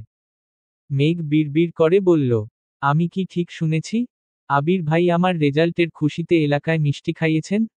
তাহলে বাসায় এমন মুড নিয়েছিলেন কেন? একটা মিষ্টি মুখেও দিলেন না কিন্তু কেন? উনি কি কোনো বিষয়ে রেগে আছেন? মেঘের পাশাপাশি সবাই যেন অবাক চোখে তাকিয়েছে তানভীরের দিকে। তানভীরের কথায় আকলিমা খান ভ্রু কুঁচকে বললেন, আমাদেরকে জানালে কি এমন হতো শুনি? আবির বা তুই কেউ তো বলতে পারতি। তানভীর হাসিমুখে উত্তর দিল, ভাইয়া লোক দেখানো কাজ পছন্দ করে না জানোই তো। তাছাড়া আমি তো এখন বললামই তোমাদের। মোজাম্মেল খান আবিরের এমন কাণ্ডে খুশি হয়ে বললেন, যাক, বড় ভাইয়ের দায়িত্ব পালনে আবির অবহেলা করেনি, এটাই তো দরকার। আব্বুর মুখে এমন কথা শুনে মেঘের মুখটা মলিন হয়ে গেল। আবির ভাইকে তো সে বড় ভাই হিসেবে ভাবেইনি কখনো। আবির ভাই হলে ক্রাশ, না হলে বাস ভাই, তাই কিছু না। রাত 10টার দিকে আবির ফিরেছে। মেঘ তখন পড়ছিল। আবির রাতে খাবার খেয়ে নিজের রুমে গিয়ে দরজা বন্ধ করে ফেলছে। বেশ কিছুক্ষণ পর মেঘ নিচে আসতেই আকলিমা খান বলে উঠলেন, কিরে আবিরকে মিষ্টি দিলি না? মেঘ আশ্চর্য নয়নে চেয়ে বলল, তোমরা দাওনি কেন?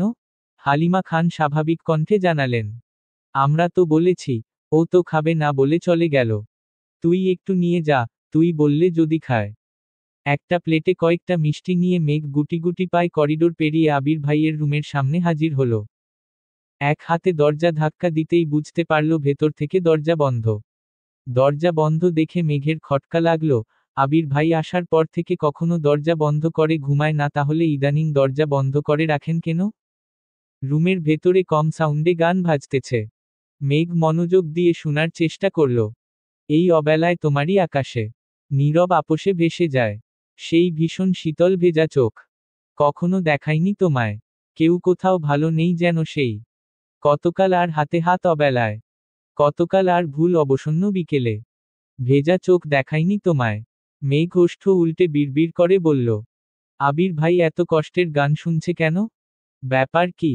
মেঘ দরজায় টুকা দিয়ে আস্তে করে ডাকল, আবির ভাই। ভেতর থেকে কোন জবাব না আসায় মেঘ উচ্চস্বরে আবার ডাকল, আবির ভাই।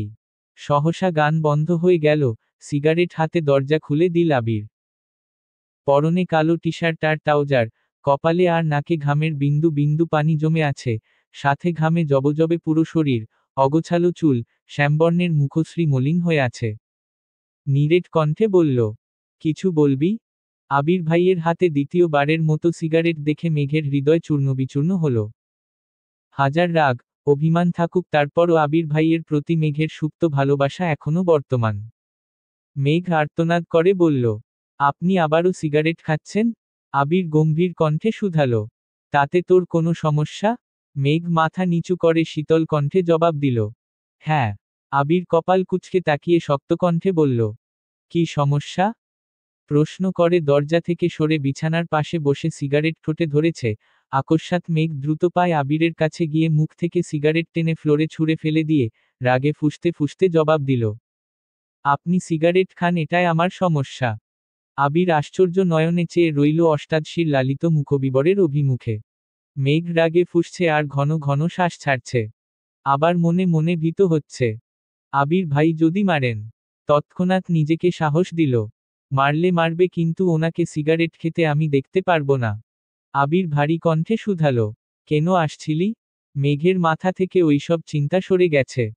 তবুও কিছুটা চিন্তিত স্বরে বলল, আপনার জন্য মিষ্টি নিয়ে আসছি। আবির ঠান্ডা কণ্ঠে উত্তর দিল, আমি মিষ্টি খাবো না, নিয়ে যা। মেঘ ভয়ে ভয়ে জিজ্ঞেস করল, কেন খাবেন না? আমার রেজাল্টে কি আপনি খুশি না? আবির নিস্তব্ধ হয়ে ফ্লোরে পড়ে থাকা আধখানা সিগারেটের পানে চেয়ে আছে। মেঘ পুনরায় বলল, কিছু বলছেন না যে? আবির গম্ভীর কণ্ঠে উত্তর দিল, তুই খুশি থাকলেই হলো। আমার খুশিতে কি আসে যায়?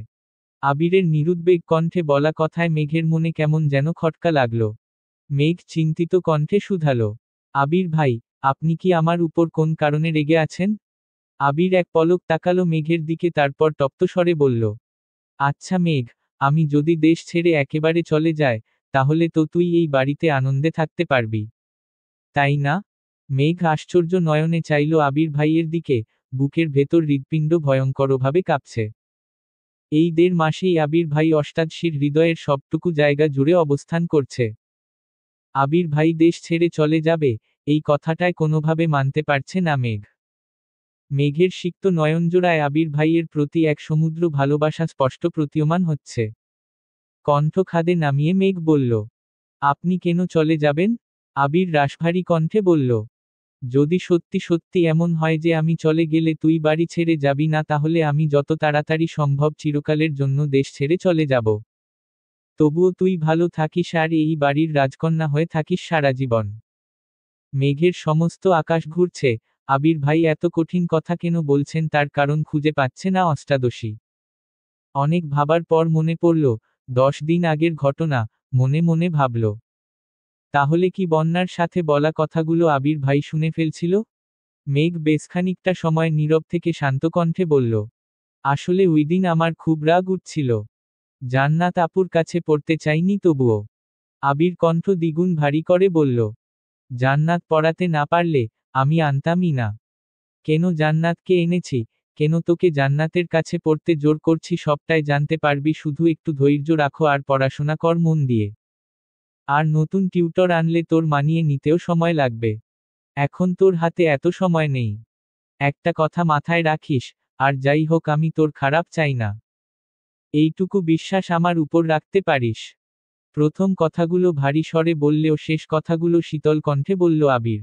মেঘ মনে মনে ভাবল, সত্যিই তো, জান্নাত আপু পড়ানোতে তো কোনো সমস্যা নেই।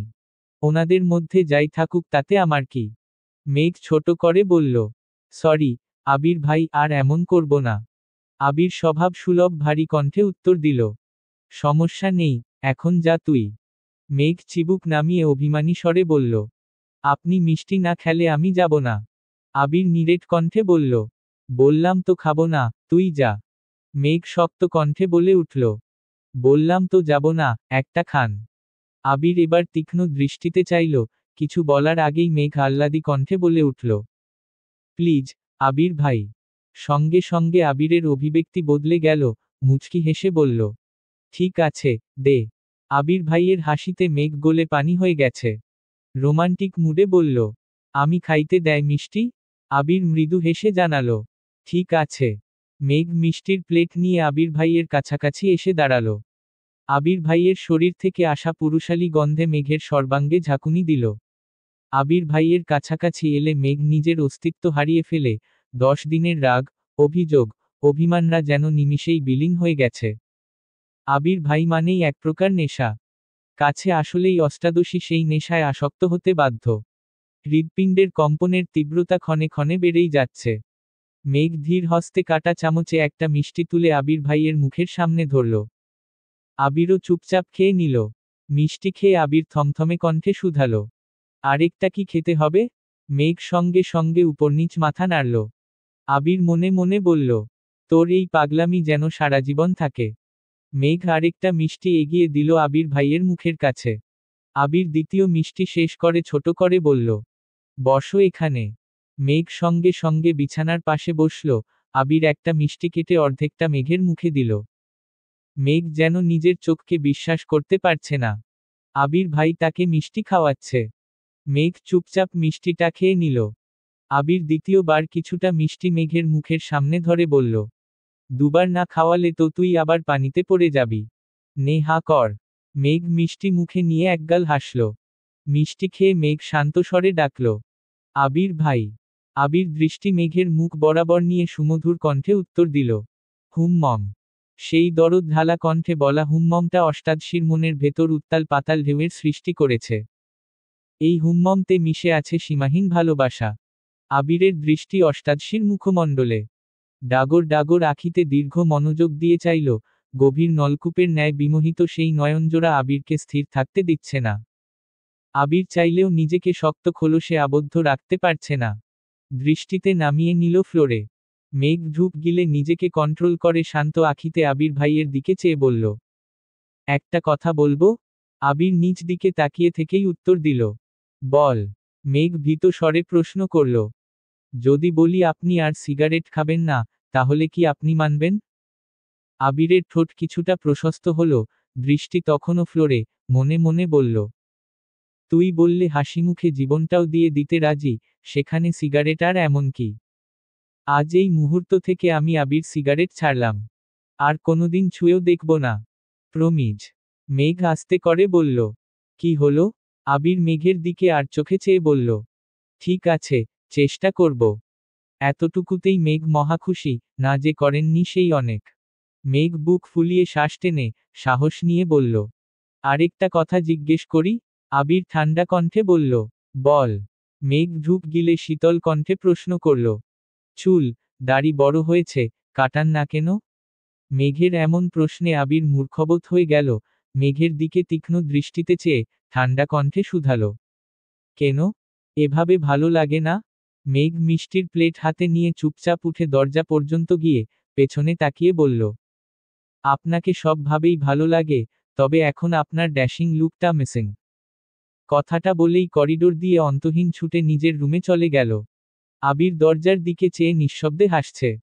মেঘ চলে যাওয়ার পর আবির পাশ থেকে ফোন নিয়ে মেঘকে হাইড করে ফেসবুকে পোস্ট দিয়েছে, ভালোবাসি তোকে সেই পুরনো অনুভবে। এ মনের জগতে রাজকুমারী শুধু তুই। কেটে গেল আবিরের নির্ঘুম রাত, তবে এই রাত কষ্টের নয়, কাউকে মিস করার তীব্র অনুভূতি সারারাত ঘুমাতে দেয়নি আবিরকে। শুক্রবার 10টার পর আবির ঘুম থেকে উঠে ফ্রেশ হয়ে বেরিয়ে গেছে বাসা থেকে। ঘণ্টাখানেক পর মেঘ সোফায় বসে টিভি দেখছিল। আবির সাদা রঙের শর্ট হাতার টি শার্ট পরেছে, শক্তপোক্ত বাহুতে টি শার্টের হাতাটা টাইট হয়ে আছে। চুল দাড়ি ছোট করে কেটে, সুন্দর একটা হেয়ারস্টাইলও করেছেন। চোখে সানগ্লাস দিয়ে ড্যাশিং লুকে বাসায় ঢুকছে। মেঘের চোখ দরজার দিকে পড়তেই আবির ভাইকে দেখে বিস্ময়কর চোখে তাকিয়ে আকস্মাৎ বলে উঠল, হ্যাঁ, মিমার যাউঙ্গা। আবির কাছাকাছি এসে সানগ্লাস খুলে মেঘের দিকে তাকিয়ে দুবার ভ্রু নাচালো, সঙ্গে সঙ্গে মেঘ ফিক করে উঠল, হাসির দরুন মেঘের গালে থাকা বিউটি স্পটটা স্পষ্ট প্রতীয়মান হচ্ছে। আবির দৃষ্টি সরিয়ে নিজের রুমে চলে গেছে। আবির ভাইকে দেখার পর আর টিভি দেখতেও ইচ্ছে হচ্ছে না মেঘের।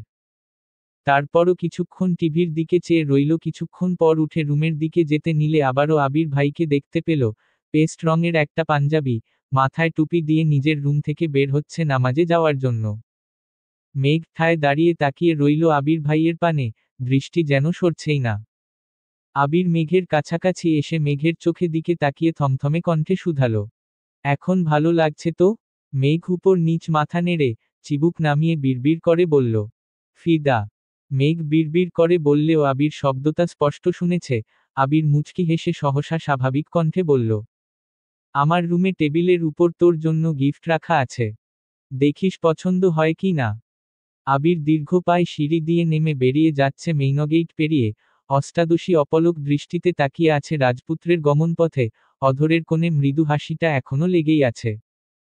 কয়েক মুহূর্ত পর আবিরের রুম থেকে নিজের জন্য রাখা গিফটটা নিয়ে নিজের রুমে চলে আসছে। একটা ছোট বক্স, সাথে একটা বড় বক্স। ছোট একটা চিরকুটও আছে। সংকল্প, শক্তি, সাহস এবং আত্মবিশ্বাসের সাথে জীবনের প্রতিটা চ্যালেঞ্জের মুখোমুখি হতে হবে। অনেক অনেক শুভকামনা রইল তোর জন্য। অভিনন্দন, ডিয়ার স্প্যারো। কয়েকবার চিরকুটটা পড়ে মেঘ শুধু স্প্যারো লেখাটার দিকে চেয়ে আছে। আবির ভাই যে স্পেশাল কোনো নামে মেঘকে সম্বোধন করেছেন তা দেখেই মেঘ খুশিতে আত্মহারা হয়ে গেছে। ছোট বক্সের রেপিং সরাতেই চোখে পড়ল লাল রঙের একটা সুন্দর বক্স। সচরাচর গোল্ডের জিনিসপত্রের ক্ষেত্রে এগুলো বেশি থাকে। বক্স খুলতেই চোখে পড়ল সুন্দর ডিজাইনের একটা গোল্ডের ব্রেসলেট। মেঘ আশ্চর্য নয়নে তাকিয়ে আছে ব্রেসলেটের দিকে। মেঘের সকল অপূর্ণ ইচ্ছে আবির ভাই যেন ধীরে ধীরে পূরণ করেই যাচ্ছে। আইফোন, ল্যাপটপ, নূপুর, বাইকে ঘোরা থেকে শুরু করে ছোট বড় কত কত ইচ্ছে পূরণ করতেই যেন মেঘের জীবনে আবির ভাইয়ের আগমন ঘটেছে। ব্রেসলেট হাতে দিয়ে ঘুরিয়ে ফিরিয়ে দেখছে, ফোন নিয়ে কয়েকটা ছবিও তুলেছে। তারপর বড় বক্সটা খুলতে দ্বিতীয়বারের মতো বর্ষর শোকট খেল। 10 কালারের 2 সেট করে মোট 20 ডজন কাচের রেশমি চুড়ি বক্সে জ্বলজ্বল করছে, সাথে অনেকগুলো আংটি। মেঘ চুড়ির দিকে চেয়ে মনে মনে ভাবছে, যেই মানুষটা আমার সাথে ঠিকমতো কথাই বলেন না, উঠতে বসতে এত রাগ দেখান, থাপ্পড় মারেন, উনি এসব কিছু আমার জন্য এনেছেন? যাকে এতদিন অনুভূতিহীন ভেবে আসছি উনি আসলে এতটাও অনুভূতিহীন নয়। মেঘ সব কালারের চুড়ি পরে পরে ছবি তুলেছে। গতকাল তানভীর একটা ব্র্যান্ডের ঘড়ি দিয়েছিল, সেটা পরেও ছবি তুলেছে, সবগুলো হাতের ছবি একসাথে করে ফেসবুকে পোস্ট করেছে। পোস্ট করার সঙ্গে সঙ্গে বন্যাকে কল করেছে। বন্যাও গোল্ডেন জিপিএ -5 পেয়েছে। গতকাল দুজনেই ব্যস্ত থাকার কারণে কথা বলতে পারেনি। বন্যা ফোন রিসিভ করেই বলল, এত গিফট তোরে কে দিল রে? মেঘ সশব্দে হেসে বলল, আমার স্বপ্নের নায়ক। বন্যা কপাল কুঁচকে বলল, আবার ফালতু ব্যাটারে নিয়ে স্বপ্ন দেখছিস? মেঘ ঠোঁট কামড়ে বলল, আমি কি করব, আমার এত ভাল্লাগে কেন ওনারে? বন্যা স্বাভাবিক কণ্ঠে বলল, সেসব বাদ দে, চল বিকেলে দেখা করি। পাখি আর মায়াও বলছে বের হবে। অনেকদিন দেখা হয় না ওদের সাথে। রেজাল্টের খুশিতে একটু আড্ডাও দেয়া যাবে। আসবি? মেঘ একটু ভেবে বলল, ঠিক আছে। আবির নামাজ থেকে এসে সকাল আর দুপুরের খাবার একবারে খেয়ে বেরিয়ে পড়েছে। আবির বের হওয়ার কিছুক্ষণ পরই মেঘ নিচে নেমেছে, হালিমা খানকে জড়িয়ে ধরে আহ্লাদি স্বরে বলছে, আম্মু একটু ঘুরতে যাই। হালিমা খান মেয়ের দিকে না তাকিয়েই বললেন, আমাকে বলছিস কেন? আমি অনুমতি দেয়ার কে? তোর ভাইরা আছে, বাপ চাচা আছে, তাদের থেকে অনুমতি নিয়ে যা। মেঘ হাসছে আর বলছে, তুমি বললেই হবে। আর কেউ তো বাসায় নেই। বন্যা, পাখি আর মায়াও আসবে। যাই না প্লিজ? হালিমা খান চিন্তিত স্বরে বললেন, যাবি যা, কিন্তু বেশি দূর যাস নে, আর ড্রাইভারকে বল দিয়ে আসতে। মেঘ ঠান্ডা কণ্ঠে বলল, গাড়ি নিয়ে বান্ধবীদের সাথে ঘুরতে যেতে আমার ভালো লাগে না। আমি রিকশা দিয়ে চলে যাব। হালিমা খান কপাল কুঁচকে বলে উঠলেন, তুইও তো তোর ভাইদের মতোই হইতেছিস। গাড়িতে চলাচল করতে তোদের এত কি সমস্যা, বুঝি না। মেঘ সশব্দে হেসে নিজের রুমের দিকে ছুটে গেল। কিছুক্ষণের মধ্যে রেডি হয়ে নিচে নামল। মায়ের থেকে বিদায় নিয়ে রিকশা করে চলে গেল গন্তব্যস্থলে। ওরা তিনজন আগেই চলে এসেছে। ইচ্ছেমতো ফুচকা খেয়ে, কাছেই একটা ফাঁকা মাঠে 4 বান্ধবী বসেছে আড্ডা দিতে। পড়াশোনা, পরিবারের কথার শেষে প্রেমের টপিক উঠল। পাখির বিয়ে ঠিকঠাক, অ্যাডমিশন টেস্টের পরেই খালাতো ভাইয়ের সাথে বিয়ে। এদিকে মায়ারও বয়ফ্রেন্ড আছে, জগন্নাথ বিশ্ববিদ্যালয়ে পড়ে, তাই মায়া মনেপ্রাণে চেষ্টা করছে যেন জগন্নাথ বিশ্ববিদ্যালয়ে চান্স পেতে পারে। ধীরে ধীরে আবির ভাইয়ের কথা উঠল। মেঘ অবলীলায় আবির ভাইয়ের প্রতি নিজের অনুভূতি প্রকাশ করল। সবকিছু শুনে মায়া আকস্মাৎ বলে উঠল, আমার কাছে একটা প্ল্যান আছে। বাকি তিনজনই একসঙ্গে বলে উঠল, কি প্ল্যান? মায়া বলল, আমাদের মধ্যে কারো ফোন থেকে তোর আবির ভাইয়ের নাম্বারে কল দে, একটু ঢং করে কথা বলবি, দেখবি ওনার মনে কি আছে। যদি উনি কাউকে পছন্দ করেন, তাহলে সেটাও প্রকাশ পাবে, সাথে ওনার ক্যারেক্টার সম্পর্কেও ধারণা হয়ে যাবে। মেঘ প্রথম দিকে রাজি না হলেও ওদের চাপে রাজি হলো। মায়ার নাম্বার থেকেই কল দিল আবির ভাইয়ের নাম্বারে। আবির ভাই চট্টগ্রাম থাকাকালীনই নাম্বারটা সেভ করেছিল মেঘ, কিন্তু কোনোদিন কল দেওয়ার সাহস করেনি। আজ মায়ার ফোনে আবির ভাইয়ের নাম্বারটা লেখার সময়ই মেঘের হাত কাঁপছিল। ডায়াল করল আবির ভাইয়ের নাম্বারে, ভয়ে মেঘের হাত পা ঠান্ডা হয়ে আসছে। প্রথমবার রিসিভ হলো না। মায়া আর পাখি মেঘকে সাহস দিল। বন্যা নীরব দর্শক। সে চায় মেঘ ভালো থাকুক, সেটা আবির ভাইয়ের সাথেই হোক বা অন্য কারো সাথে যে মেঘকে ভালো রাখবে। দ্বিতীয়বার কল দিয়েছে, কয়েকবার রিং হওয়ার পর রিসিভ হলো। লাউডস্পিকার দিয়ে মেঘ রোমান্টিক মুডে ডাক দিল, যা ন। আবির কপাল কুঁচকে প্রশ্ন করল, কে? মেঘ ঢুক গিলে আহ্লাদি কণ্ঠে বলল, আমি তোমার বউ। আবির মুচকি হেসে উত্তর দিল, হ্যাঁ জান বলো। মেঘ দাঁতে দাঁত চেপে, বৃহৎ চোখে চাইল বান্ধবীদের দিকে। রাকিব ডেকে উঠল, কিরে আবির, কার সাথে কথা বলিস? আবির উত্তেজিত কণ্ঠে বলল, আমার বউ কল দিছে, ডিস্টার্ব করিস না। মেঘ সহ বাকি তিনজন ইহা করে চেয়ে আছে। মায়া কল মিউট করে মেঘকে কানে কানে কি বলেছে আনমিউট করে মেঘ স্বাভাবিক কণ্ঠে বলল, আই মিস ইউ জান। আবির নিঃশব্দে হেসে উত্তর দিল, আই মিস ইউ টু জান। কোথায় আছো বলো, আমি এখনই আসছি। আবিরের মুখে এমন কথা শুনে মেঘ তাজ্জব বনে গেল, নিঃশ্বাস যেন গলায় আটকে যাচ্ছে। শরীর ঘামতে শুরু করেছে। নিজের কানকে বিশ্বাস করতে পারছে না। প্রেমিকা সুলভ মনে এক মুহূর্তেই আধার নেমেছে। চেনা নেই জানা নেই আননোন নাম্বারের কোনো মেয়ের সাথে আবির ভাই এভাবে কথা বলবেন সেটা মেঘ ভাবতেই পারছে না। মেঘ এক হাতে মাথা চেপে ধরেছে। আবির পুনরায় প্রশ্ন করল, কি হলো? কথা বের হচ্ছে না গলা দিয়ে। মায়া আর পাখির ঠেলায় মেঘ ধীর কণ্ঠে শুধু বলল, কিছু না। আবির এবার স্বভাব সুলভ গম্ভীর কণ্ঠে প্রশ্ন করল, কোথায় বসে বাদরামি করা হচ্ছে শুনি? আবির ভাইয়ের প্রশ্নে মেঘ আরও বেশি আশ্চর্যান্বিত হল। কয়েক মুহূর্ত নীরব থেকে কাপা কাপা কণ্ঠে বলল, মা, মানে? আবির কণ্ঠ দ্বিগুণ ভারী করে জবাব দিল, বাসা থেকে একা বের হয়েছিস, একবার জানানোর প্রয়োজন মনে করলি না? এত বড় হয়ে গেছিস। মেঘের চোখ কোটর ছেড়ে বেরিয়ে আসার অবস্থা হলো, শুধু দীর্ঘশ্বাস ফেলছে। এভাবে আবির ভাইয়ের কাছে ধরা পড়ে যাবে এটা ভাবতেও পারেনি। লাউডস্পিকার অফ করে ফোন কানে ধরেছে। মেঘকে নিশ্চুপ থাকতে দেখে আবির নিরেট কণ্ঠে বলল, যেখানে নিঃশ্বাসের শব্দে আমি তোর অস্তিত্ব উপলব্ধি করতে পারি, সেখানে তোর কণ্ঠ আমি চিনব না? ভাবলি কিভাবে? মেঘ পাথরের ন্যায় বসে আছে। আবির ভাই কি বলছে তার কিছুই মাথায় ঢুকতে না। সে যে ধরা পড়ে গেছে এটা ভেবেই লজ্জায় মরে যেতে ইচ্ছে করছে। আবির ভাই কি না কি ভাববে, থাপ্পড় না দিয়ে বসেন আবার। থাপ্পড়ের কথা মনে পড়তেই সঙ্গে সঙ্গে গালে হাত দিল মেঘ। আবির পুনরায় প্রশ্ন করল, কোথায় আছিস? মেঘ তখনও গালে হাত দিয়ে নিস্তব্ধ হয়েই বসে আছে। আবির রাগান্বিত স্বরে বলে উঠল, কি হলো? বল। মেঘের গলা কাঁপছে, কোনোরকমে জায়গার নামটা শুধু বলল। আবির স্বাভাবিক কণ্ঠে জানালো, আমি কিছুক্ষণের মধ্যে আসছি। বলেই কলটা কেটে দিল। আবির ভাই কল কাটতেই অষ্টাদশী আকাশের পানে চেয়ে বড় করে দীর্ঘশ্বাস ছেড়ে বলল, আল্লাহ বাঁচাও আমায়।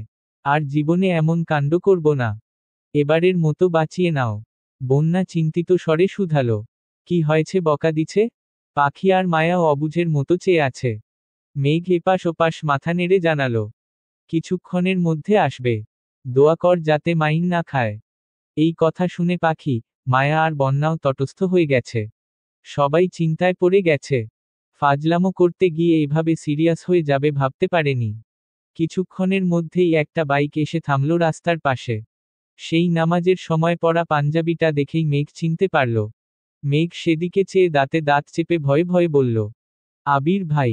বাকি তিনজনের নজর পড়ল সেদিকে। আবির বাইক থেকে নেমে বাইকের সাথে হেলান দিয়ে দাঁড়িয়ে হেলমেট খুলছে। বন্যা আবির ভাইকে আগে দেখলেও পাখি আর মায়া আগে দেখেনি। মায়া উত্তেজিত কণ্ঠে বলল, উনি কি আবির ভাই?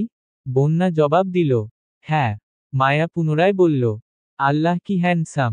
মাশা আল্লাহ। এত কিউট জানলে আমিই কথা বলতাম, পটিয়ে আমার করে নিতাম। মেঘ রাগান্বিত স্বরে বলে উঠল, আমার আবির ভাইয়ের দিকে কেউ নজর দিবি না বলে দিলাম। কথাটা বলেই মায়ার ফোন নিয়ে সেখান থেকে আবির ভাইয়ের নাম্বারটা ডিলিট করে ফোন রেখে নিজের পার্টস নিয়ে রাগে ফুঁসতে ফুঁসতে উঠে চলে গেছে। মেঘের এমন কাণ্ডে পাখি আর মায়া দুজনেই হাসছে। কিন্তু বন্যা স্তব্ধ হয়ে চেয়ে আছে মেঘের দিকে। আবির ভাইয়া কিভাবে রিয়েক্ট করবেন সেটা দেখতে ব্যস্ত বন্যা।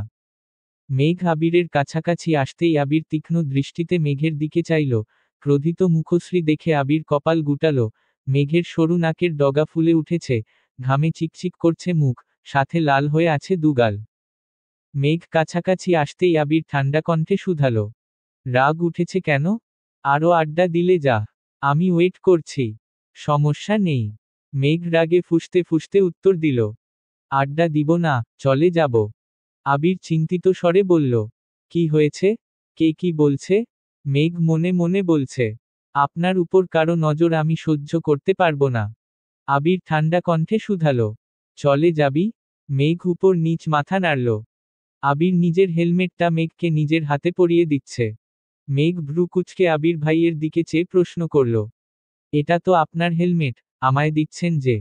আবির ভারী কণ্ঠে উত্তর দিল, রাকিবের হেলমেট নিয়ে আসছি। আমি এইটা পরব। এই দৃশ্য তিন বান্ধবী অবাক চোখে দেখছে। বন্যা এবার স্বস্তির নিঃশ্বাস নিচ্ছে।